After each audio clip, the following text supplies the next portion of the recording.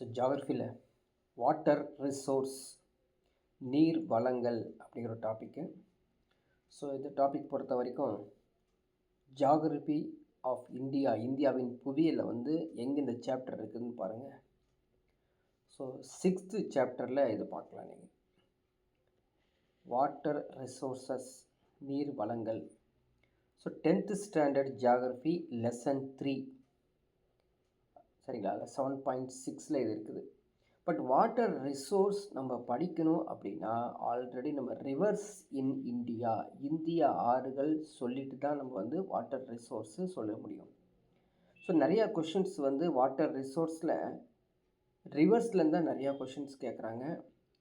அதனால் reverse in India யூடியூப்பில் இருக்கும், நீங்கள் எடுத்து அதை பார்த்துக்குங்க. பார்த்துக்கிட்டே அதுக்கப்புறம் அந்த வாட்டர் ரிசோர்ஸ் பார்த்தீங்க அப்படின்னா உங்களுக்கு புரிய ஆரம்பிக்கும். வாட்டர் ரிசோர்ஸ் உள்ளே போனோம் அப்படின்னு பார்த்தீங்கன்னா ஃபஸ்ட்டு பார்க்கக்கூடியது இரிகேஷன் சிஸ்டம்ஸ். நீர்ப்பாசனம் முறைகள். ஜென்ரலி இந்த டாபிக் பார்த்தீங்கன்னா ஒரு ஜென்ரல் டாப்பிக்காக இருக்கும். உள்ளே போக போக சில ஜிகேஸ் ஜென்ரல் நாலேஜ் நிறையா டச் பண்ணுற மாதிரி இதில் வரும். அந்த பகுதியில் நீங்கள் நிறையா கான்சன்ட்ரேட் பண்ணி படிச்சுக்கணும். இரிகேஷன் சிஸ்டம் என்ன அப்படின்னு பார்த்தீங்கன்னா அந்த பகுதி எப்படி இருக்கும் அப்படின்னா சீரற்ற பருவகால மழைப்பொழிவாக இருக்குங்க. சரிங்களா, சீரற்ற பருவகால மழைப்பொழிவு, இர்ரெகுலர் ரெயின்ஃபால் இருக்கும். வறண்ட காலங்களில் வேளாண் நடவடிக்கைகள் மேற்கொள்ளணும் அப்படின்னா இந்த நீர்ப்பாசனம் மிக மிக முக்கியமானதுங்க. அதனால தான் அந்த காலத்துலேருந்து சோழர்கள் ஆட்சி காலத்துலேருந்து இந்த இரிகேஷன் சிஸ்டம்ஸ் ப்ராப்பராக செஞ்சுருப்பாங்க. மௌரியர்களுடைய ஆட்சி காலத்தில் ப்ராப்பராக செஞ்சுருக்காங்க. சரிங்களா, ஒவ்வொரு ராஜாக்கள் நம்ம இந்தியாவில் ஆட்சி செய்யும் போது அந்த இரிகேஷன் சிஸ்டத்தை செஞ்சுருக்காங்க. எப்போ அப்படின்னு பார்த்தீங்கன்னா மழை இல்லாத போது, மழை பொய்த்த பொழுது இந்த நீர்ப்பாசன வசதிகள்லாம் செஞ்சுருக்காங்க. அப்படி என்னென்ன ஆதாரங்கள் இருக்குது அப்படிங்கிற நம்ம லிஸ்ட்டு எடுத்து பார்த்தோம்னு வச்சுக்கோங்க. நீர்ப்பாசன ஆதாரங்கள் அப்படின்னு எடுத்தோம்னா நம்ம ஒரு 3 ஆதாரங்கள் எடுத்திருக்கோம் பாருங்கள். ஒன்று கேனல் இரிகேஷன் சிஸ்டம், கால்வாய் பாசனம் 24% பண்ணுறாங்களாமா. வெல் இரிகேஷன் சிஸ்டம், கிணற்று நீர்ப்பாசனம் 46%. இதுதான் ரொம்ப ரொம்ப அதிகம். டேங்க் இரிகேஷன் சிஸ்டம், எரிப்பாசனம். எரிப்பாசனில் 3% தான் இருக்குது. கம்ப்ளீட்டாகவே 3% இருக்குது. அதனுடைய அந்த கிராஃபை தான் நீங்கள் பார்க்குறீங்க பை சார்ட்டில். அந்த பை சார்ட்டில் பார்த்தீங்கன்னா இந்த நீர்ப்பாசனத்தினுடைய பரப்பளவு எப்படி இருக்குன்னா எல்லாமே குழாய் கிணற்று பாசனத்தை நம்பி தான் நிறையாவே இருக்குது. ஃபஸ்ட்டு கேனல் இரிகேஷன் சிஸ்டம் எதை குறிக்குது அப்படின்னு பார்த்தீங்கன்னா அது கால்வாய் பாசனம். இது இந்தியாவிலேயே செகண்ட் மோஸ்ட் இம்பார்ட்டன்ஸ் சொல்லலாம். இதான் முக்கியமான நீர்ப்பாசனம். ஏன்னு கேட்டிங்கன்னா தாழ்வான மற்றும் சமமான நிலப்பகுதியில் இது பாயும். அப்படி பாயும்போது தான் உங்களுக்கு வற்றாத நீர் மூலங்களாக இது மாறுது. சரிங்களா, perennial source of water and extensive command ஏரியாவில் இருக்கக்கூடியது இந்த கேனல் சிஸ்டம் தான். இந்த கேனல்ஸ் ஆர் 2 டைப்ஸ். சரி, கால்வாய் பாசனத்தை நம்ம 2ஆக பார்க்குறோம். ஒன்று என்ன அப்படின்னு பார்த்தீங்கன்னா அது இனுடேஷன் கேனல்ஸ் அப்படின்னு சொல்லுவாங்க. இனுடேஷன்ஸ் கேனல்ஸ். இந்த கேனல்ஸில் பார்த்தீங்கன்னா வாட்டரை அப்படியே டைரெக்டாகவே அவுட் பண்ணுவாங்க. சரிங்களா, வெள்ளப்பெருக்கு கால்வாய். இந்த வகை கால்வாயிலேருந்து ஆற்றிலேருந்து நேரடியாகவே இந்த கால்வாயை அப்படியே நீங்கள் நிறைய இடத்துல பார்த்துருக்க முடியும். ஒரு பக்கம் ஆறு போயிட்டுருக்கோம், அந்த ஆறுலேருந்து கால்வாய் போகும். கால்வாயிலேருந்து நேரடியாக அப்படியே நோண்டி கொஞ்சம் எடுத்து அப்படியே கால்வாய் பாசனம் செஞ்சிட்ருப்பாங்க. அதுதான் வெள்ளப்பெருக்கு கால்வாய் பாசனம். இன்னொன்று பாருங்கள், வற்றாத கால்வாய். சரிங்களா, பெரினியல் கேனல்ஸ். இந்த கால்வாய் நதி வற்றாமலே இருக்கும். இது மாதிரி செய்யக்கூடிய இந்த பாசனத்தில் தான் 60% வட இந்திய பெரும் சமவெளிகள், நார்த்தன் பிளைன்ஸ் ஆஃப் இந்தியாவில் ஒரு 60% கேனல் இரிகேஷன் எது பண்ணுறாங்க அப்படின்னா இதுதான் பண்ணுறாங்க. வற்றாத கால்வாய் சிஸ்டத்தை தான் பண்ணுறாங்க.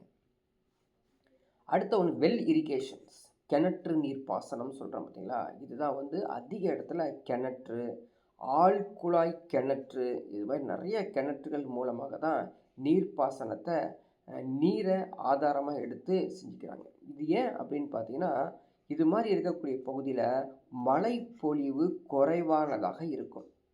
அப்போ மழைப்பொழிவு குறைவானதாக இருக்கும், ஆற்று நீர் பாசனம் இல்லாமல் இருக்கும். அப்படி இருக்கக்கூடிய பிளேசஸில் கிணற்று நீர் பாசனம் கிட்டத்தட்ட 42% இருந்தது நம்ம பார்த்தோம். இது மாதிரி இந்த கிணற்று வகைகள் எப்படி இருக்கும் அப்படிங்கிற பார்க்கலாம். 2 வகையில் இருந்தது, 2 டைப்ஸ் ஆஃப் வெல்ஸ் இரிகேஷன். ஒன்று வந்து ஓப்பன் வெல்ஸ், திறந்த வெளி கிணறுகள். பழைய காலத்தில் வந்து பார்த்திங்கன்னா திறந்த வெளி கிணறுகள்லாம் காணப்படும். எங்கே காணப்படும் அப்படின்னு பார்த்தீங்கன்னா, கங்கை சமவெளி பகுதி, கங்கை பிளைன்ஸ், மகாநதி, கோதாவரி, கிருஷ்ணா, காவேரி, நர்மதை, தபதி, இதனுடைய அந்த பிளேன்ஸ் சொல்லுவாங்களே, வேலிஸ், பள்ளத்தாக்கு பகுதியில் தான் இந்த ஓப்பன் வெல்ஸ். ஏன்னா தண்ணி வந்து நிறையா அந்த ஆற்றுகள் ஆற்றுடைய நீர் ஓட்டத்தின் காரணமாக அங்கே இருக்க கிணற்றுல வந்து நீர்கள் அதிகமாக இருப்பதால் ஓப்பன் வெல்ஸ் இது மாதிரி பகுதியில் வச்சுருக்காங்க. இன்னொரு இந்த போர் வெல்ஸ் தான் டீப் வெல்ஸ் அப்படின்னு சொல்கிறாங்க. ஆழ்துளை கிணறு, இது ஆல் பிளேசஸ்ங்க. ஸோ குஜராத், மகாராஷ்டிரா, பஞ்சாப், மத்திய பிரதேஷ், தமிழ்நாடு எல்லா பகுதியிலையும் வந்து இந்த ஆழ்துளை கிணற்று நீர் பாசனத்தை பயன்படுத்துகிறாங்க. அடுத்து ஏரி நீர் பாசனம், ஏரி மூலமாக நீர்ப்பாசனத்தை செய்யப்படுது டேங்க் இரிகேஷன். ஸோ இது ஏரி எல்லா பக்கமும் இருக்கப்படுறதில்லை. எங்கெல்லாம் ஏரி இருக்குதோ அது இயற்கையாக அமைந்த அந்த ஏரிகள்லாம் மனிதனால் உருவாக்கப்பட்ட ஒரு தாழ்வான நீர் தேங்கும் பகுதியில் தான் இந்த ஏரிகள் காணப்படும். இந்த ஏரிகள் மூலமாக ஆற்றின் குறுக்கே ஒரு கால்வாய் போல வெட்டி என்ன பண்ணுவாங்க, இந்த மாதிரி இருக்கக்கூடிய நீர்ப்பாசனத்தை செய்வாங்க. இந்த டேங்க் இரிகேஷன்ஸ் அப்படின்னு பார்த்தீங்கன்னா, இந்த தீபகற்ப இந்தியாவுடைய நீர்ப்பாசனம், ஸோ பெனிசுலர் இந்தியாவில் வந்து டேங்க் இரிகேஷன் எப்படி இருக்குது அப்படின்னு பார்த்தோம்னா, ஸோ ஜென்ரலி இந்த டேங்க் இரிகேஷன்ஸில் வந்து நமக்கு என்ன ப்ராப்ளம் வந்துடுது அப்படின்னா, கடினமான பாறைகள் இருக்கும், அதே மாதிரி சமமற்ற நிலத்தோற்றங்கள் இருக்கும். அந்த இடத்துல கால்வாய் கிணறு தோன்றுவதெல்லாம் ரொம்ப ரொம்ப கஷ்டம். அப்போ தான் இந்த டேங்க் இரிகேஷன்ஸ் வெரி வெரி யூஸ்ஃபுல்லாக இருக்கும். அதே மாதிரி natural depressions serves as reservoirs, இயற்கையாகவே உருவான பல்ல நீர்த்தேக்கங்கள். So absence of perennial rivers. So நீங்கள் வந்து பார்த்தீங்கன்னா நம்ம சவுத் இந்தியா எடுத்துக்கிட்டோன்னா ஒரே ஒரு ரிவர் தான் வந்து பெரினியல் ரிவர்ஸ். தாமிரபரணி மட்டும் தான் வற்றாத ஆறு, மற்ற எல்லாமே வந்து வற்றக்கூடிய ஆறு தான். அதனால் இது மாதிரி இருக்கும்போது ஏரி நீர்ப்பாசனத்தை நம்பி தான் இருப்பாங்க. அதே மாதிரி கால்வாய் நீர்ப்பாசனம், ஆழ்துளை கிணறு நீர்ப்பாசனத்தை பயன்படுத்துவாங்க. ஆனால் இப்போ இருக்க நவீன காலத்தில் இந்த மாடர்ன் இரிகேஷன்ஸ் எப்படி இருக்குது அப்படின்னு பார்த்தீங்கன்னா, நிறைய பக்கம் வந்து இந்த ட்ரிப் இரிகேஷன் சொல்கிறாங்க. ட்ரிப் இரிகேஷனை சொட்டு நீர் பாசனம் பண்ணுறாங்க. அதே மாதிரி ஸ்ப்ரிங்கிள்ஸ், தெளிப்பு முறை பாசனம், ரெயின் கன்ஸ் சொல்லுவாங்க, சரிங்களா. ரெயின் கன்ஸ்னால் ரேப்பிடு நீர் பாசனம், அது மைய சுழல் பாசனம், சென்ட்ரல் பைவட் இரிகேஷன் சொல்லுவாங்க. இது மாதிரி டிஃப்ரெண்ட்டாக வந்து எக்யூப்மெண்ட்ஸ் யூஸ் பண்ணி நீர்ப்பாசனங்கள் செய்கிறாங்க. ஸோ சொட்டு நீர் பாசனம் ஃபேமஸ், சரிங்களா. சொட்டு நீர் பாசனம் இது வந்து 70% வரை நீரை சேமிக்க முடியுங்க. சுமார் 70% வரை நீரை சேமிக்கக்கூடிய ஒரு முக்கியமான பாசனம். ஸோ இந்த பாசனத்தை பொறுத்த வரைக்கும் ஃபேமஸ் எந்த நாடு அப்படின்னு பார்த்தீங்கன்னா, இஸ்ரேல் நாட்டில் தான் முதலில் அறிமுகப்படுத்தினாங்க. ஸோ இஸ்ரேல் நாட்டில் தான் இந்த நோசில்ஸ் வழியாக நீரை வந்து ஃபாஸ்ட்டாக ஒரு பிளேஸ்லேருந்து இன்னொரு பிளேஸில் சப்போஸ் நம்ம பாருங்களேன், கால்வாய் நீர் பாசனம் அல்லது சின்ன ஒரு ஓடை மாதிரி இருக்கக்கூடிய பாசனத்தை நீரை வந்து நீங்கள் கொண்டு போனீங்க அப்படின்னா பூமிக்கு கீழே இந்த நீர்கள்லாம் வந்து உறிஞ்சப்படும். பட் இந்த டியூபு வழியாக, அதாவது இந்த ட்ரிப் இரிகேஷன் சிஸ்டத்தின் மூலம் போணுச்சு அப்படின்னா எந்த வாட்டரும் வந்து லாஸ் ஆகாது, சரிங்களா. அந்த துவாரங்கள் வழியாக அந்த செடிக்கோ அந்த மரத்துக்கோ போய் அடையும். அப்போ வந்து நீர் வந்து நிறைய சேமிக்க பயன்படும். அடுத்தது பாருங்கள் ஸ்ப்ரிங்க்லர் மெத்தட்ஸ், அதாவது தெளிப்பு. அதே மாதிரி வேக தெளிப்பு, ரெயின் கன் ரெண்டும் வச்சுருப்பாங்க. ஸோ தெளிப்பு நீர் பாசனத்தில் வந்து பார்த்திங்கன்னா ஒரு ஈஸியஸ்ட் மெத்தட்னு வச்சுங்க, சிம்பிள் அண்ட் ஈஸியஸ்ட்டு மெத்தட். நுண்துளை வழியாக, ஸோ நாசில் மாதிரி இருக்கும், அதன் வழியாக பயிர்களுக்கு சொட்டு நீர் பாசனம் போல் கொஞ்சம் வேகமாக இன்னும் கொஞ்சம் போகும். இதுக்காக நீங்கள் டேங்கு வந்து செட் பண்ணியிருக்கணும், நல்லா ஹைட்டாக இருக்கக்கூடிய டேங்க் இருக்கணும். ரெயின் கன் அப்படின்னு எடுத்திங்கன்னா இன்னும் கொஞ்சம் வேகமாக, கிட்டத்தட்ட 4 மீட்டர் உயரம் வரை உள்ள பயிர் வகைகளுக்கு இது பயன்படுத்தப்படுகிறது இந்த ரெயின் கன். மையத்தெளிப்பு நீர்ப்பாசனம் அப்படின்னு எடுத்துக்கிட்டோன்னு வச்சுங்களேன், நீங்கள் பார்த்துருப்பீங்க சென்ட்ரல் பைவட் அப்படிங்கிறது பெரிய பெரிய இடம், சரிங்களா? அதாவது நீர் வந்து சுற்றி சுற்றி சுற்றி அடிச்சுக்கிட்டே இருக்கும், வட்ட சக்கரம் போல் சுற்றி சுற்றி அடிச்சிட்டு இருக்கும். இது மாதிரி ஒரு நீர்ப்பாசனம். ஸோ இதுலேருந்து கேள்விகள் அப்படின்னு பார்த்தீங்கன்னா காரணங்கள் கூற்றுகள் மட்டும்தான் உங்களுக்கு வந்து இது மாதிரி கேள்விகள் வரும், சரிங்களா? அப்ஜெக்டிவ்ஸ்லேருந்து பின்னாடி வரக்கூடியது ஜிகேஸ் வரும், அதுக்கு வந்து ஸ்ட்ராங்காக படிச்சுக்கணும். சரி, இந்த பல நோக்க ஆற்று பள்ளத்தாக்கு திட்டம், ஸோ மல்டி பர்பஸ் ப்ராஜெக்ட்ஸ் எல்லாம் நிறையா வந்து இந்தியாவில் வந்து உருவாக்கிட்டு அந்த இரிகேஷன் சிஸ்டத்துக்கு நிறைய டெவலப்மெண்ட் பண்ணியிருக்காங்க. நிறையா அதுக்கு துறைகள் தனியாக இருக்குது, சரி. அதில் ஒரு முக்கியமானது ஒன்று பார்க்குறோம் பாருங்கள், பிரதான் மந்திரி கிருஷி சிஞ்சயா யோஜனா. ஸோ படித்து வச்சுக்கோ, சரிங்களா? பிரதான் மந்திரி கிருஷி சிஞ்சயா யோஜனா. குறைந்த அளவு நீரில் அதிக மகசூல் பெறுவது தான் இந்த திட்டம். யோஜனா அப்படிங்கிறது வந்து ஹிந்தியில் யோஜனா, தமிழில் வந்து திட்டம், சரிங்களா? என்னது, குறைந்த நீர் அளவில் அதிகமான மகசூல் வந்து எடுக்கிறது தான் இந்த பிரதான் மந்திரி கிருஷி சிஞ்சாய் யோஜனா. தண்ணீர் எப்படி பயன்படுத்தணும் அப்படிங்கிற ஒரு பயன்பாட்டை ட்ரைனிங் மூலமாகவும் டெக்னாலஜிஸ் மூலமாகவும் சொல்லி கொடுக்குறதா PMKSY திட்டம். ஸோ இது எங்கெங்கே இருக்குது பாருங்கள், கம்ப்ளீட்டாகவே வந்து எங்கெங்கே இது மாதிரி வச்சுருக்காங்க அப்படிங்கிறது தான் இங்கே மேப்பில் கொடுத்துருக்காங்க. ஸோ அப்படி நீங்கள் வந்து இந்த PDF டவுன்லோட் பண்ணி படித்து வச்சுக்கணும். ஸோ ஆற்று பள்ளத்தாக்கு திட்டம், சர்வதேச எல்லைக்கோடு எங்கே இருக்குது, ஆறுகள் எங்கெங்கே இருக்குது, எல்லாமே இந்த மேப்பில் உங்களுக்கு தெரியும். அதே மல்டி பர்பஸ் ரிவர் வேலி ப்ராஜெக்ட்ஸ் வந்து எங்கெங்கே வச்சுருக்காங்க அப்படின்னு பாருங்கள். ஜம்மு காஷ்மீரில் வச்சுருக்காங்க, அதுக்கப்புறம் வந்து ஹரியானா, சாம்பிள், அப்படி ஒவ்வொரு பிளேஸ்லேயும் கொடுத்துருக்காங்க. இந்த மேப்பு மூலமாகவும் நீங்கள் பார்த்து படித்து வச்சுக்கணும்.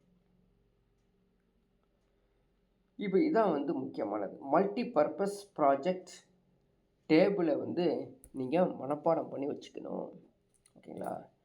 பாருங்கள், நேம் ஆஃப் தி ப்ராஜெக்ட் அப்படின்னா தாமோதர் வேலி ப்ராஜெக்ட். எந்த ரிவர் இது? தாமோதர் ரிவர். எந்த மாநிலத்தில் உள்ளது அப்படின்னா ஜார்க்கண்ட் மற்றும் வெஸ்ட் பெங்கால் மாநிலத்தில் இருக்குது. ஸோ ஞாபகம் வச்சுக்கோங்க, பொறுத்துக்களை கேட்பாங்க. இதுதான் அந்த ஜிகே சிறப்பாக படிக்கணும். இந்த பகுதியை பொறுத்த வரைக்கும் ஜிகே இருக்கும். இந்த டாபிக் முன்னாடி டாபிக் தான் இந்தியன் ரிவர்ஸையும் படித்து வச்சுக்கணும். அடுத்து Bhakra Nangal project, highest gravity dam in the world. Highest gravity dam in the world மனப்பாடம் பண்ணி வச்சுக்கோ. எந்த ரிவரில் இருக்குது? சட்லஜ் ரிவர், பஞ்சாப், ஹரியானா, ராஜஸ்தான் மாநிலத்தில் இது காணப்படுது. அடுத்தது Hirakud project. Hirakud project longest dam in the world மனப்பாடம் பண்ணிக்கோ. So longest dam in the world Hirakud project Mahanadi ஒரிசாவில் இருக்குது. கோசி ப்ராஜெக்ட், கோசி நதி எங்கே இருக்குது? பீகார், நேபாள். துங்கபத்ரா ப்ராஜெக்ட், துங்கபத்ரா நதியில் இருக்குது, எங்கே? ஆந்திர பிரதேஷ், கர்நாடகா. தேரி டேம், தேரி டேம், இது வந்து தேரி டேம் இல்லையா? தேரி டேம் பாகிரதி அப்படிங்கிற ரிவர்ஸில் இருக்குது, உத்தரகாண்டில் இருக்கக்கூடிய இந்த ரிவர். சாம்பல் ப்ராஜெக்ட் வேலி, சாம்பல் நதி எங்கே இருக்குது? ராஜஸ்தான், மத்திய பிரதேஷ். ஸோ மனப்பாடம் தனியாக ஒரு ஸ்பெஷலாக உட்காந்து ஒரு 1 to 2 hours டைம் எடுத்து மனப்பாடம் பண்ணி வச்சுக்கோ. நாகார்ஜுனா சாகர் ப்ராஜெக்ட், கிருஷ்ணா நதியில் இருக்குது, Andhra Pradesh. Sardar Sarovar project, Narmada, Madhya Pradesh, Maharashtra, Rajasthan. Indira Gandhi canal project Sutlej நதியில் இருக்குது. ஏற்கனவே ஒரு சட்லஜ் நதியில் பார்த்தோம், புரியுதா? ஸோ ராஜஸ்தான், பஞ்சாப், ஹரியானா. ஸோ சட்லஜ் நதியை எங்கே என்ன பார்த்தோம், கொஞ்சம் எடுத்து போய் பாருங்கள். சட்லஜில் Bhakra Nangal project, highest gravity dam in the world, Punjab, Haryana, Rajasthan இந்த மாநிலத்தை குறிக்குது. மேட்டூர் டேம் இல்லையா, காவேரி, தமிழ்நாடு அப்படிங்கிறது உங்களுக்கு ஈஸியாக புரியும். இதே நார்த் இந்தியன் ஸ்டூடெண்ட்ஸாக இருந்தாங்கன்னா அவங்களுக்கு இது புதுசாக இருக்கும். ஸோ அதுவே தமிழில் எழுதப்பட்டுள்ளது, நீங்கள் எடுத்து இது பார்த்துக்கலாம், சரிங்களா? சரி, ஓகே. தமிழ்நாட்டுக்கு வரலாம். ஸோ டிஎன்பிசி அப்படின்னு பார்த்தோம்னா தமிழ்நாடு ரிலேட்டட் கொஷின்ஸ் வந்து கேட்பாங்க. இது வரைக்கும் இந்தியாவில் இருக்கக்கூடிய பேசியிருக்கோம். தமிழ்நாடு ரிலேட்டட் பார்த்தீங்கன்னா தமிழ்நாட்டில் எப்படி நீர்வளங்கள் இருக்குது அப்படின்னு பார்த்தோம்னா, இந்திய பரப்பளவில் தமிழ்நாடு 4% தான்.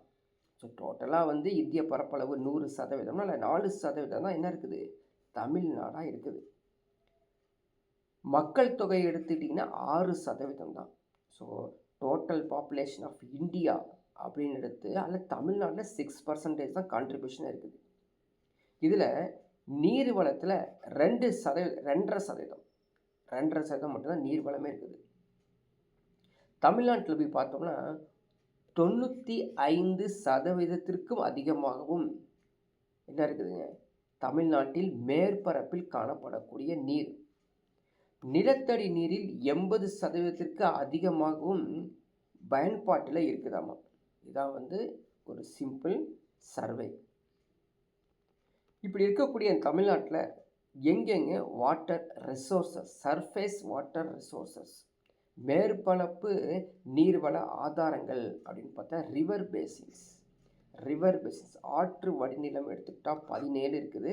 ஸோ இது மாற்றத்திற்கு உரியது. வேறு ஏதாவது திட்டம் புதுசாக ஆரம்பிச்சிருந்தாங்கன்னா இது மாற்றத்துக்கு உரியதாக இருக்கும், சிலது கான்ஸ்டண்ட்டாக இருக்கும். ரிசர்வாயர்ஸ் நீர்த்தேக்கங்கள் எடுத்துக்கிட்டோன்னா 81 நீர்த்தேக்கங்கள் காணப்படுது. ஏரிகள் அப்படின்னா 41,127. ஆழ்துளை கிணறு மற்றும் மற்ற கிணறுகள் 4 லட்சத்துக்கு 5 லட்சம் கிட்ட இருக்குது.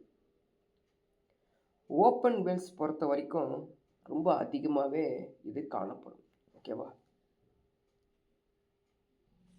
ஓகே, இப்போ ஓப்பன் வெல்ஸ் திறந்த வெளி கிணறுகள் அப்படின்னு பார்த்தீங்கன்னா கிட்டத்தட்ட வந்து 15 லட்சத்துக்குள்ளே இருக்குது. ரொம்ப ரொம்ப அதிகமாக இருக்குது, சரிங்களா? ஸோ மொத்தமாக எடுத்துக்கிட்டோன்னா எவ்வளோ வந்து, ஸோ 20 லட்சத்துக்கு மேலே இருக்கக்கூடியது. இதனுடைய ஆதாரங்கள் கொடுத்துருக்கப்புறம் 2017.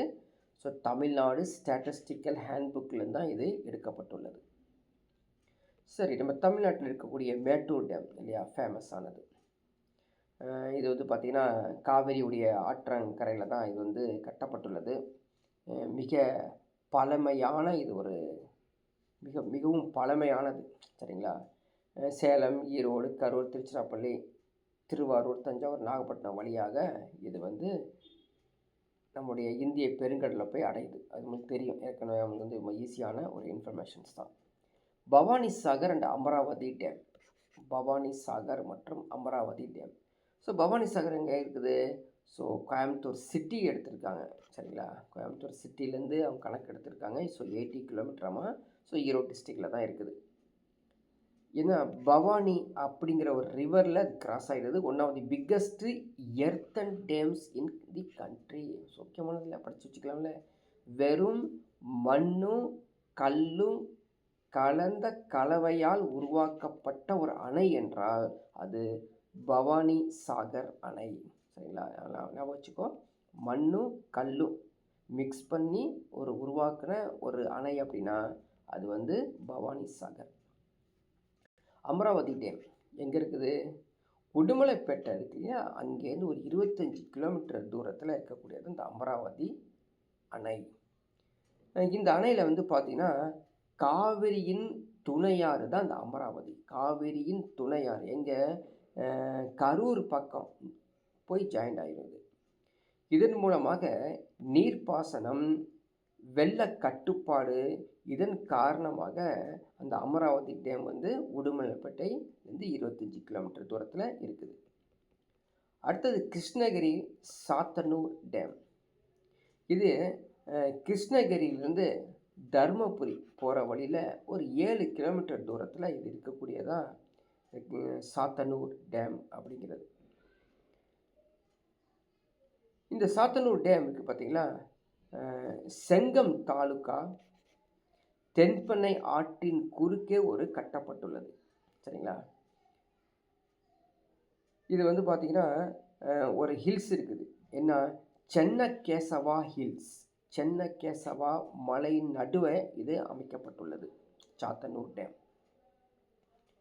தண்டாரம்பட்டு மற்றும் திருவண்ணாமலை அதுக்கு சம்பந்தமான இதுக்கு வந்து ரொம்ப ரொம்ப வசதியான ஒரு நீர்ப்பாசன திட்டம். இங்கே வந்து பெரிய முதலை பண்ணையும் வண்ண மீன் பண்ணையும் அமைஞ்சிருக்குது. அதே மாதிரி சுற்றுலா பயணிகளுக்காக பூங்காக்கள் அமைக்கப்பட்டு மிகவும் சிறப்பாக இருக்கக்கூடியது சாத்தனூர் டேம். அடுத்தது பாருங்கள், முல்லை பெரியார் டேம். பிரிட்டிஷ் காலத்திலே கட்டப்பட்டது. 1895 ஆங்கிலேயர் நிர்வாகம் செய்யும் பொழுது கட்டப்பட்ட ஒரு என்னது பெரியாறு அப்படிங்கிற ஒரு ஆறு, அந்த ஆற்றின் குறுக்கே தான் கட்டப்பட்டது. எதுக்கு கட்டினாங்கன்னா, வேளாண்மை நிலங்களுக்கு நீர்ப்பாசனம் செய்வதற்காக உருவாக்கப்பட்டது அந்த முல்லை பெரியாறு அணை. அடுத்தது வைகை டேம். வைகை எங்கே இருக்குது? ஆண்டிப்பட்டி. ஆண்டிப்பட்டிக்கு தேனியில் இருக்கக்கூடிய ஆண்டிப்பட்டிக்கு பக்கத்தில் தான் இந்த வைகை டேம் இருக்குது. கிட்டத்தட்ட 111 அடி கொண்ட உயரம் கொண்ட இவ்வணையில் 71 அடி உயரம் மட்டுமே நீரை சேமிக்க முடியும். மதுரையிலிருந்து 70 கிலோமீட்டர் தூரத்தில் இந்த அணை வந்து இருக்குது. சரிங்களா, 1959 ஜனவரி 21 தான் இந்த வைகை டேம் வந்து திறந்திருக்காங்க அப்படின்னு ஞாபகத்தில் வச்சுக்கணும். மணிமுத்தாறு டேம் எங்கே இருக்குது? திருநெல்வேலியிலிருந்து 47 கிலோமீட்டர் தொலைவில் இருக்கக்கூடிய மற்றும் ஒரு அணை தான் மணிமுத்தாறு அணை. பாபநாசம் டேம், இது வந்து இதுக்கு இன்னொரு பெயர், பாபநாசம் அணைக்கு இன்னொரு பெயர் வந்து காரையார் டேம். காரையார் அணை, காரையார் அணை அது கரையார் அணை. சரிங்களா, இது வந்து திருநெல்வேலியிலிருந்து கிட்டத்தட்ட 49 கிலோமீட்டர் தூரத்தில் இருக்குது. இது வந்து திருநெல்வேலி தூத்துக்குடி மாவட்டத்துக்கு நீர்ப்பாசனம், அது அவங்களோட விளைச்சல் நிலையங்களுக்கு நீர்ப்பாசனத்துக்காக கட்டப்பட்ட Papanasam dam. Parambikulam Aliyar project. Parambikulam Aliyar project இது வந்து தமிழ்நாடும் கேரளாவும் சேர்ந்து எடுக்கப்பட்ட ஒரு முயற்சி தான். பரம்பிக்குளம் மற்றும் ஆழியார் பகுதியில் கிட்டத்தட்ட 7 ஆறுகளின் நீரினை தேங்கி உருவாக்கப்பட்ட ஒரு அணை. இது எங்கே இருக்குது அப்படின்னு பார்த்தீங்கன்னா, இதுக்கு வந்து ஆக்சுவலாக பரப்பலார் ப்ராஜெக்ட், பரப்பலார் ப்ராஜெக்ட் அப்படின்னு ஒரு ப்ராஜெக்ட் இருக்குது. Located near Oddanchatram, Palani taluk, 75 kilometre from Madurai. கிட்டத்தட்ட 167 மில்லியன் கியூபிக் ஃபீட் நீங்கள் வந்து நீரை வந்து சேமித்து வச்சுக்கலாம். பரப்பலாறு திட்டம். ஸோ தமிழ்நாட்டில் இருக்கக்கூடிய இந்த பல்நோக்கு ஆற்று பள்ளத்தாக்கு திட்டங்களுடைய எங்கெங்கே இருக்குது அப்படிங்கிற ஒரு மேப்பு கொடுத்துருக்காங்க. இந்த மேப்பை வந்து நீங்கள் மெதுவாக கோத்ரூ பண்ணிக்கணும். சரிங்களா, ஸோ மேப் மூலயமா நீங்கள் பார்த்தீங்க அப்படின்னா இன்னும் கொஞ்சம் சீக்கிரம் ஞாபகத்தில் வச்சுக்கலாம். அடுத்தது பாருங்கள், water resource management. So waters நம்ம எங்கெங்கே சோர்சஸ் இருக்குது அப்படின்னு பார்த்துட்டோம். அது எப்படி நம்ம மேலாண்மை பண்ணுறது? ஸோ மேலாண்மை அப்படிங்கிறது ஒரு பிளானிங், திட்டமிடுதல் தான். ஸோ நீரை சிறப்பாக திட்டமிட்டோம் அப்படின்னா வறண்ட காலத்திலையும் நீரை வந்து சரியாக பயன்படுத்தி நீரை வந்து வேஸ்ட் ஆகாமல் நம்ம செய்ய முடியும். ஏன் அப்படின்னு கேட்டிங்கன்னா, தமிழ்நாட்டை பொறுத்த வரைக்கும் மக்கள் தொகை இன்றைக்கி வந்து அதிகரிச்சுட்டே இருக்குது. So in and around 8C அப்படிங்கிறாங்க. சரியா, வந்து 6.5 6 இப்போ வந்து 7நாங்க. இப்போ கிட்டத்தட்ட 8 crores கிட்ட டச் ஆகுதாமா. இன்னும் சரியான ஒரு சென்சஸ் இல்லை. 2027 சென்சஸ் எடுத்தாங்க அப்படின்னா தெரியும் எக்ஸாக்ட் ஃபிகர். ஓகேவா? அப்போது மக்கள் தொகையை அதிகரிக்க அதிகரிக்க பொருளாதார வளர்ச்சியும் அதிகமாயிட்டே போகும். அப்போ நம்ம நீரின் தேவை பொறுத்த வரைக்கும் அதிகமாயிட்டே இருக்குது. அதனால் வந்து சரியான மேனேஜ்மெண்ட் பண்ணால் தான் வறட்சி காலங்களை நம்ம வந்து இந்த நீரை காப்பாற்ற முடியும். ஸோ இந்த பகுதியை பொறுத்த வரைக்கும் மிகச்சிறிய பகுதி. இந்த பகுதியில் நீங்கள் தெரிஞ்சுக்கணும் அப்படின்னா நிறையா வந்து ரிவர்ஸ், இந்தியன் ரிவர்ஸை வந்து படிச்சுக்கணும். இப்போ நம்ம வந்து கிட்டத்தட்ட நிறைய ப்ரீவியஸ் இயர் கொஷின்ஸ் வந்து கேட்டிருக்காங்க. நிறைய ப்ரீவியஸ் இயர் கொஷின்ஸ்லேருந்து கேட்டிருக்காங்க. சரிங்களா? இந்த கொஷின்ஸை எடுத்து நீங்கள் வந்து சிறப்பாக படிச்சுக்கிங்க. சிமிலர் கொஷின்ஸ் எக்ஸாமில் கேட்கறதுக்கு வாய்ப்பு அதிகமாக இருக்குது. என்ன கொஷின் கேட்டிருக்கேன்? அந்த river Kaveri divides itself into 2 channels at dash as Coleroon Kaveri. அது கொள்ளிடம், அதுக்கப்புறம் காவேரி. அதான் கோலரூன் அப்படிங்கிறது கொள்ளிடம் அப்படின்னா இது எங்கே இது மாதிரி 2ஆக பிரியுது அப்படின்னா, ஸோ ஈஸியான கேள்வி இது. ஆக்சுவலாக இங்கே ஸ்ரீரங்கத்தில் தான் இது வந்து அந்த காவேரி நதி வந்து கொலரூன், அதாவது கொள்ளிடம், இன்னொரு வந்து காவேரி. ஸோ கொலரூன் ஒன்று, காவேரி ஒன்று. ஸோ 2ஆக பிரியும். அதனால தான் ஸ்ரீரங்கம் வந்து ஒரு தீவு அப்படின்னு சொல்லுவாங்க. சரிங்களா? இதுதான் இந்த கேள்வி. இந்த கேள்வியை பொறுத்த வரைக்கும் தமிழ்நாடுக்கு இது ஈஸியாக இருக்கலாம். அடுத்த ஒரு கேள்வி பாருங்கள். Which reverse in the southern peninsula, which reverse in the southern peninsula has second largest basin covering 10% area of India. சரியா? இந்தியாவின் தெற்கு தீபகற்ப பகுதியில் உள்ள 10% பரப்பளவை உள்ளடக்கிய 2வது பெரிய படுக்கை கொண்ட நதி எது அப்படின்னா, நிறைய பேர் காவிரி கொடுத்துருவாங்க. இந்தியா தெற்குனால தென்பகுதி. ஸோ தென்பகுதி அப்படின்னா காவிரி தானே வந்து டெல்டா பகுதி பெருசு. கங்கை பொறுத்த வரைக்கும் நார்த்தில் போயிடும். கங்கை பொறுத்த வரைக்கும் நார்த்து. சரியா? நர்மதா பொறுத்த வரைக்கும் வெஸ்ட்டு. வெஸ்ட்டுன்னா நான் குஜராத்து இந்த பக்கம். அப்போது என்ன பண்ணுவாங்க பாருங்கள், தெற்கு தீபகற்ப பகுதி சதர்ன் பெனிசுலா அப்படின்னா எல்லோரும் காவேரி தான் சொல்லப்படுவாங்க. ஆக்சுவலி காவேரி கிடையாது, அதுக்கு முன்னாடி இருக்கக்கூடிய கோதாவரி. இதுவும் வந்து பார்த்திங்கன்னா சதன், அதாவது தெற்கு தீபகற்ப பகுதியில் இருக்கக்கூடிய ஒரு முக்கியமான நதி. ஸோ அடுத்த ஒரு கேள்வி பாருங்கள். சாம்பல் நதி நீங்கள் படிச்சிருக்கணும். அந்த இந்தியன் ரிவர்ஸ்ன்னு சொல்லி ஒரு யூடியூப் விட்டுருப்போம்.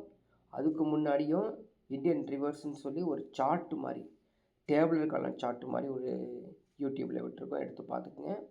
அதில் வந்து ஒவ்வொரு நதிக்கும் துணை நதி அது, ட்ரிபியூட்டரிஸ். இல்லையா? ஒவ்வொன்றுக்கும் ட்ரிபியூட்டரிஸ் என்ன அப்படின்னு பார்த்துருப்போம். அதில் சாம்பல் அப்படிங்கிறது யமுனை ஆற்று, யமுனை நதியோடைய துணை ஆறு. சாம்பல் நதி யமுனையுடைய துணை ஆறு. அப்போ கங்காக்கு எத்தனை, இண்டஸ்க்கு என்ன, பிரம்மபுத்திற்கு என்ன, அதனுடைய துணை ஆறுகள் என்னன்னு சொல்லி நீங்கள் பேர்லெல்லாம் மனப்பாடம் பண்ணிக்கணும். இப்போ இந்த கொஸ்டின் பார்த்தீங்கன்னா இந்த சாம்பல் நதி யமுனை நதிக்கு துணை நதி அப்படின்னு நீங்கள் படிக்கக்கூடாது.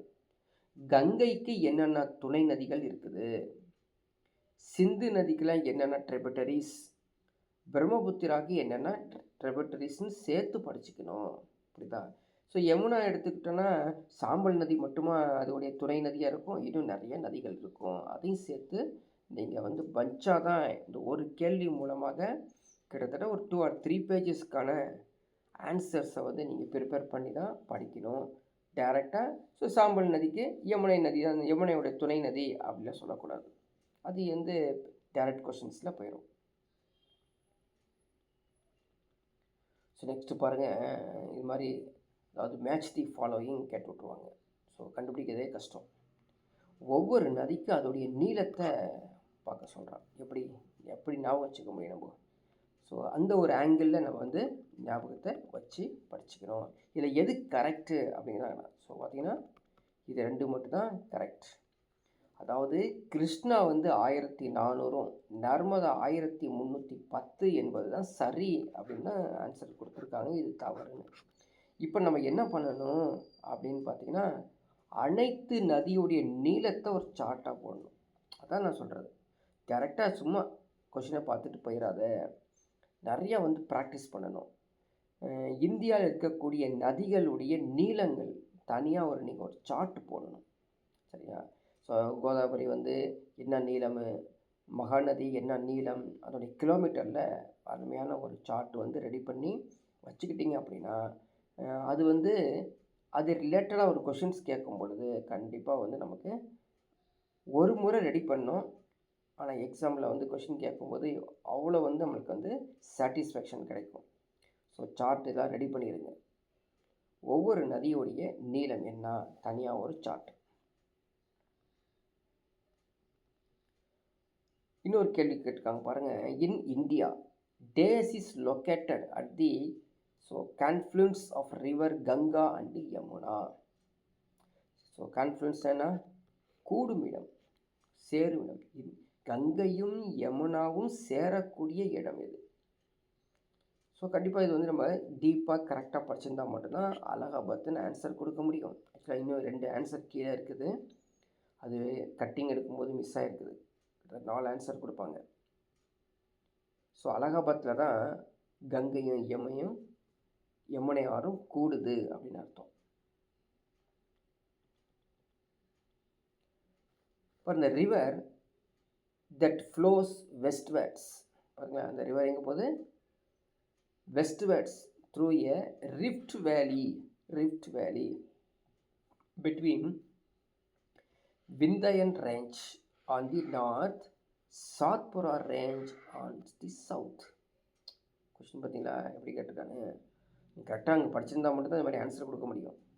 வடக்கில் உள்ள விந்தியன் மலைத்தொடர். அப்போது வடக்கில் விந்தியன் மலைத்தொடர் இருக்குது அப்படின்னு இது ஒரு ஆன்சர் தானே. தெற்கில் வந்து சாட்புரா மலைத்தொடர், அப்போ அது ஒரு ஆன்சர். இடையே செல்லும் பிளவு பள்ளத்தாக்கில் மேற்கே நோக்கி பாயும் எது? ஸோ ஈஸியான கேள்வி, இது ஈஸியான கேள்வி. சாம்பல் அப்படிங்கிறது யமுனை ஆற்றையுடைய துணையாறு. சரியா? சோன் வந்து துணையாறு, பெட்டுவாங்கிறது துணையாறு, எல்லாமே துணையாறுகள் தான். ஆனால் நர்மதா கண்டிப்பாக மேற்கு நோக்கி தான் போகும். சரியா? மேற்கு குஜராத் இல்லையா, நோக்கி தான் போகும். அந்த நர்மதா நதி ஆற்றங்கரையில் தான் இப்போது ரீசெண்டாக கட்டி முடித்தாங்களே 1000 கோடி ரூபாய் செலவில் சர்தார் வல்லபாயுடைய ஸ்டாச்சு, பெரிய சிலை கட்டியிருக்காங்க, சுற்றி பார்க்கு. ஸோ நர்மதாவுடைய ஆற்றங்கரையில். ஸோ அடுத்த ஒரு கேள்வி. Which state is not a beneficiary of Sardar Sarovar project? புரியுதுங்களா? சர்தார் சரோவர் திட்டம். இப்போ என்ன பண்ணால் இந்த சர்தார் சரோவர் திட்டம் என்னது அப்படின்னு நெட்டில் சர்ச் பண்ணி அருமையாக நீங்கள் வந்து அதோடைய கம்ப்ளீட் டீட்டெயில்ஸ் எடுத்து வச்சுக்கணும். அதில் அவன் கேட்டிருக்கிறது எந்த மாநிலம் பயனடையவில்லை. அப்போ நம்ம வந்து ஆக்சுவலி சர்தார் சரோவர் ப்ராஜெக்ட் வந்து எந்தெந்த மாநிலம் பயனடையுதுன்னு தெரிஞ்சால் தானே பயனடையலைன்னு தெரியும். ஸோ இதுக்கான ஆன்சர் வந்து பஞ்சாப் அப்படிங்கிறது சரியான விடை. நீங்கள் என்ன பண்ணணும் அப்படின்னா இந்த சர்தார் சரோவர் ப்ராஜெக்டை வந்து நெட்டில் சர்ச் பண்ணி கம்ப்ளீட் டீட்டெயில்ஸு எடுத்து வச்சுக்கணும். இந்தியாவில் மேற்கு நோக்கி பாயும், மேற்கு நோக்கி திரும்ப அதே கேள்வி பாருங்கள். ஸோ மகாநதி கிழக்கு நோக்கி பாயும், கங்கை கிழக்கு நோக்கி பாயும், தபதி அதுவும் வந்து பார்த்திங்கன்னா கிழக்கு நோக்கி பாயும். ஆனால் நர்மதை மட்டும் மேற்கு நோக்கி பாயும். சரிங்களா? ஞாபகத்தில் வச்சுக்கணும். ஸோ ஒவ்வொரு நதியும் எந்த திசையில் பாய்கிறது அப்படிங்கிறத தெரிஞ்சு வச்சுக்கணும். ஸோ நர்மதா சம்மந்தப்பட்டதே அடிக்கடி கேட்டிருக்காங்க. எந்த ஆற்று குறிக்கிறீர்கள்? சர்தார் சரோவர் திட்டம். ஸோ சர்தார் வல்லபாய் பட்டேல் இருக்கார் பார்த்தீங்களா, அவரை ஞாபகம் வச்சுக்கிட்டிங்கன்னா நர்மதா ஞாபகம் வச்சுக்கலாம்.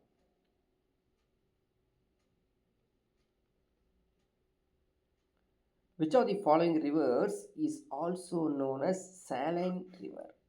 Saline river. சரிங்களா? உப்பு நதி, உப்பு ஆறு என்று அழைக்கப்படுவது எது? ஸோ சபர்மதியா, மஹியா, லூனி, சாம்பல். ஸோ லூனி அப்படிங்கிறது அது ஒரு துணை ஆறு. சரிங்களா? இந்த ஆற்று இந்தியனுடைய ஆறுகள், இந்தியன் ஆறுகள்னு சொல்லி நம்ம இந்தியன் ரிவர்ஸ்னு சொல்லி ஒரு வீடியோ விட்டுருக்கோம். அந்த வீடியோவில் வந்து லூனி இருக்குது. அதான் வந்து சலைன் ரிவர்ஸ். ஸோ படித்து வச்சுக்கோங்க, இது முக்கியமானது.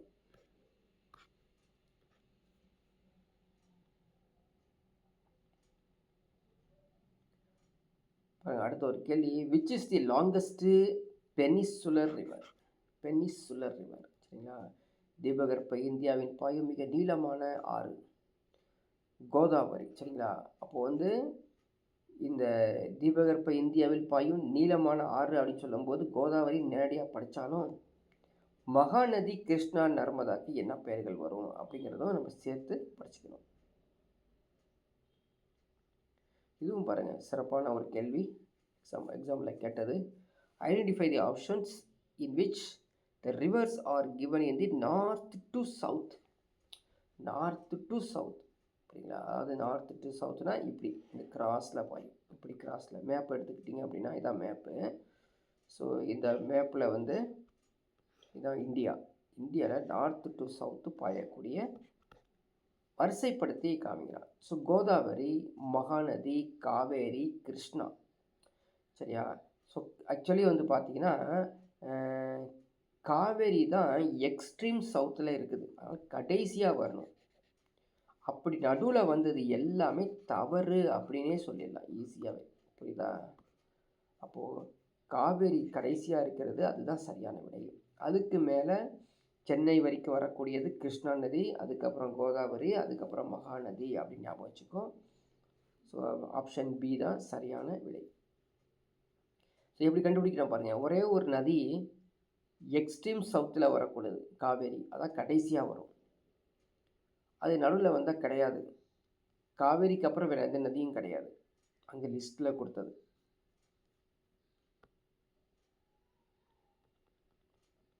பாருங்க, இது அருமையான ஒரு கேள்வி. கீழ்கண்டவற்றுள் எந்த ஆறுகள் கர்நாடகா மாநிலத்தில் உற்பத்தி ஆகின்றன? எல்லாமே கர்நாடகா தான். காவேரி, காவேரி கர்நாடகா. புரியுதா? பெண்ணையாறு கர்நாடகா, பாலாறு கர்நாடகா. ஆனால் பவானி ஆறு கிடையாது. இது காவேரியின் துணை ஆறு. புரியுதா?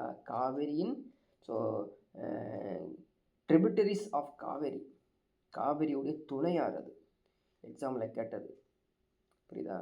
ஸோ பாலாறு, பெண்ணையாறு, காவேரி தான் கர்நாடகா மாநிலத்தில் உற்பத்தி ஆகின்றன. ஸோ அடுத்து மேட்ச் தி ஃபாலோயிங் பாருங்கள்.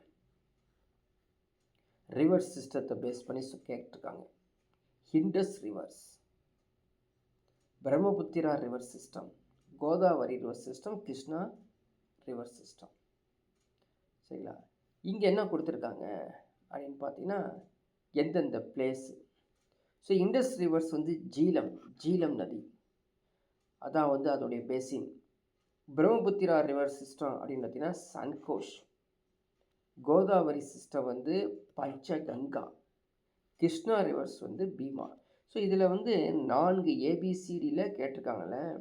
எக்ஸாமில் பொறுத்த வரைக்கும் 4மே தெரியாது. எப்படி இருந்தாலும் 2 தான் தெரியும், 2 தெரியாமல் போகும். அந்த 2 தெரிஞ்சதை எடுத்து போயிட்டு கீழே இருக்க ஆப்ஷன்ஸில் நீங்கள் வந்து அனலைஸ் பண்ணி பார்த்தீங்கன்னா அருமையாக ஆன்சர் கண்டுபிடிக்கலாம். புரியுதா? எப்படி படிச்சுட்டு போனாலும் ஏதாவது 2 தான் உங்களுக்கு ஆன்சர் தெரியும், 2 புதுமையாக கேட்டிருப்பான். அதனால் அந்த 2 ஆன்சர்ஸை பேஸ் பண்ணி கீழே இருக்க ஆப்ஷன்ஸை நீங்கள் கரெக்டாக அனலைஸ் பண்ணி ஜட்ஜ் பண்ணிட்டீங்க அப்படின்னா ஆன்சர் சரியாக வந்துடும்.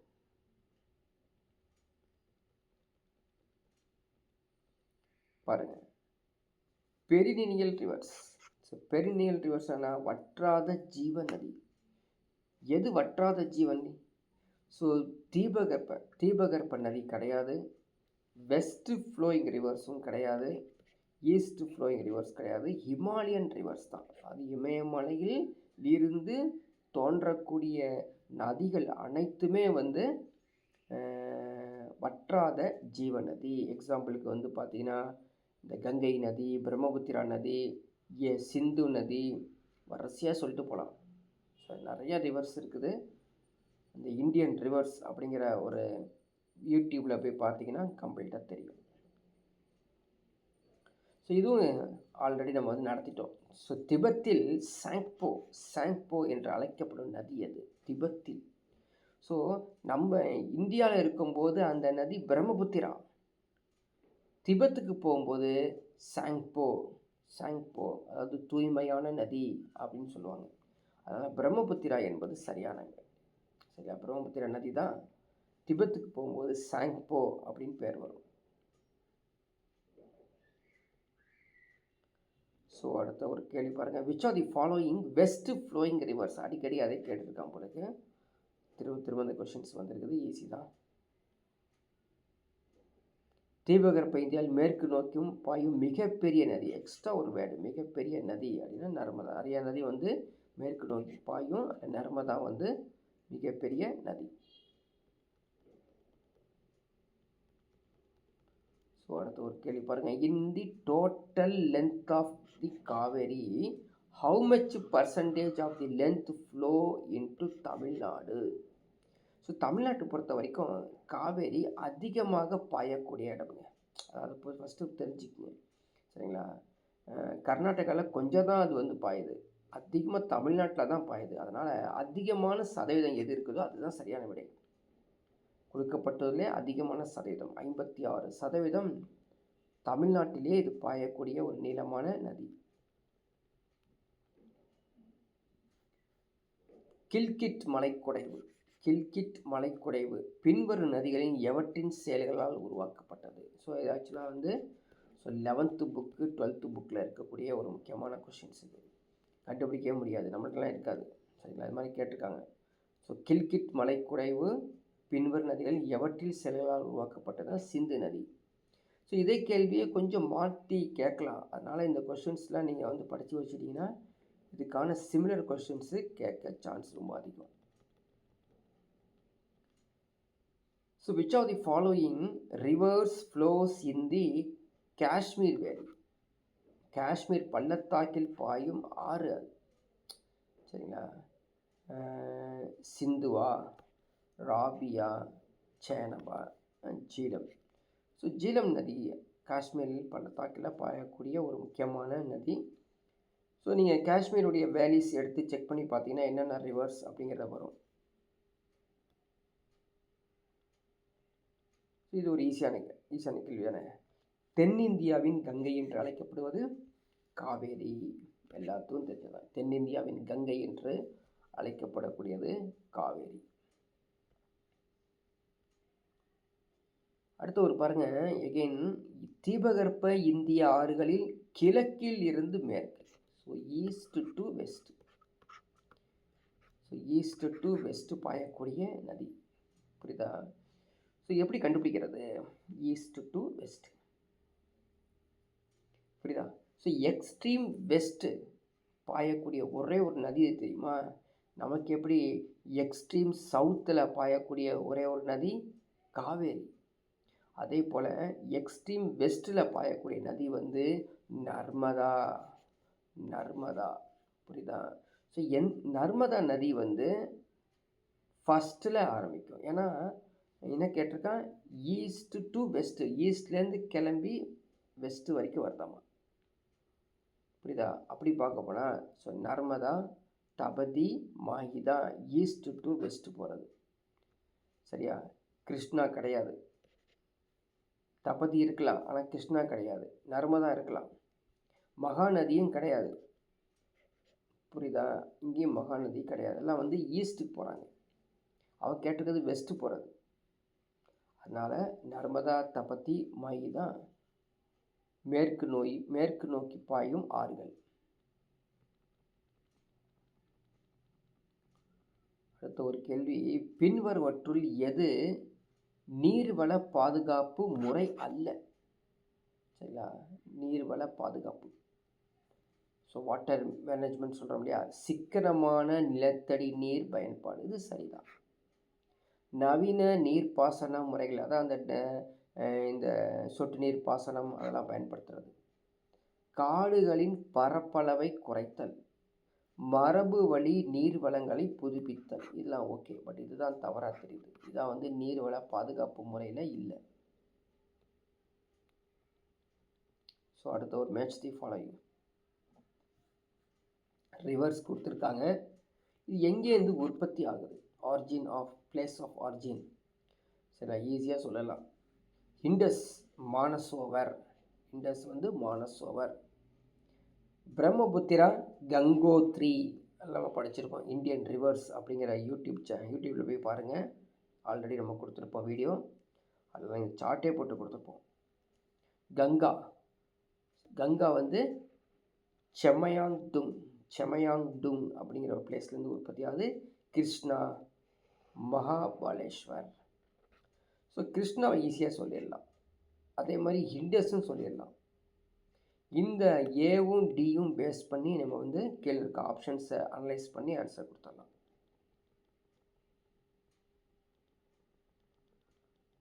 சரியா? அடுத்தது, கங்கை நதியின் வலது கரையின் துணை நதி. வலது கரை. ஸோ வலதுன்னா எது போகும்? ஈஸ்ட்டு. ஸோ கங்கையோடைய ஈஸ்ட்டு என்னவாக இருக்கும் அப்படின்னா யமுனா. யமுனா என்பது தான் சரியான விடை. கங்கை, யமுனா. ஸோ வலது கரைனா எக்ஸ்ட்ரீம், அது ரைட் பேங்க்லேயே, ரைட் பேங்க் அப்படிங்கிறது வந்து யமுனா தான் வரும். ஸோ இது வந்து last question. Match the following again இல்லையா? இதில் வந்து ஆன்சர் கொடுத்துருக்காங்க. ஸோ இண்டஸ் ரிவர் அப்படிங்கிறது சேனாப். இண்டஸ் ரிவர் அப்படிங்கிறது சேனாபு. கங்கை ரிவர் அப்படிங்கிறது கோமதி. பிரம்மபுத்திரா ரிவர் வந்து சுவன்ஸ்ரீ. கோதாவரி ரிவர் வந்து இந்திராவதி. ஸோ மேட்ச் இப்போ பாருங்கள், இந்த நதி ரிலேட்டட் கொஸ்டின்ஸ் வந்து நிறையா கேட்பான். ஸோ நீங்கள் வந்து கண்டிப்பாக இந்தியன் ரிவர்ஸ் அதையும் படிச்சுக்கணும். அதே போல் வந்து இந்த நீர்ப்பாசனத்தில் இருக்கக்கூடிய